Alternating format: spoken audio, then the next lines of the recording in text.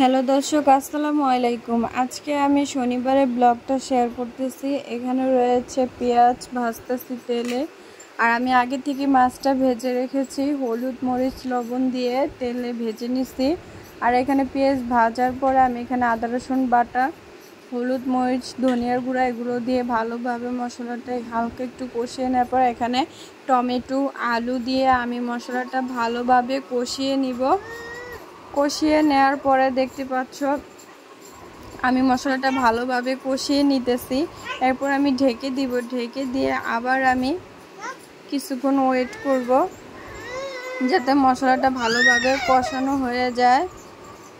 এই কারণে তাই মশলাটা ভালোভাবে কষিয়ে নিতেছি।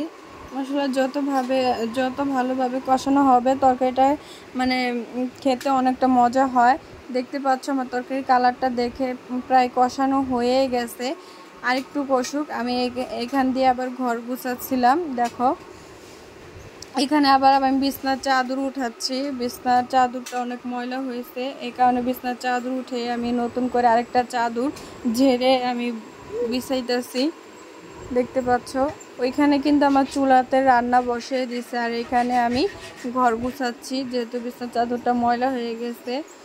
2 বাচ্চার ঘর তো বেশি ময়লা হয়ে যায়, এই কারণে আমি চাদরটা পাল্টিয়ে অল কালারটা সুন্দর করে বিছিয়ে দিছি। এখন বালিশের কভারগুলো আমি ভরতেছি। এইখান দিয়ে আমার তরকারি প্রায় হয়ে আসছে, আরেকটু হবে, প্রায় হয়েই গেছে, আরেকটু হবে। আর এখান দিয়ে আমি আবার কাপড় ধুয়ে নিলাম, যে চাদর ও সকালে যে বাসি কাপড় চোপড় যত যা ছিল এগুলো আবার ধুয়ে পরিষ্কার করে এই যে ছাদে নিয়ে আসলাম। এখন সবগুলো কাপড় নাইড়ে দিব। দেখতে পাচ্ছ কতগুলো কাপড় ধুইছি আমি। আশা করছি প্রত্যেক মহিলাদের মনে হয় সকাল থেকে যুদ্ধ করতে করতে দিনটা শেষ হয়।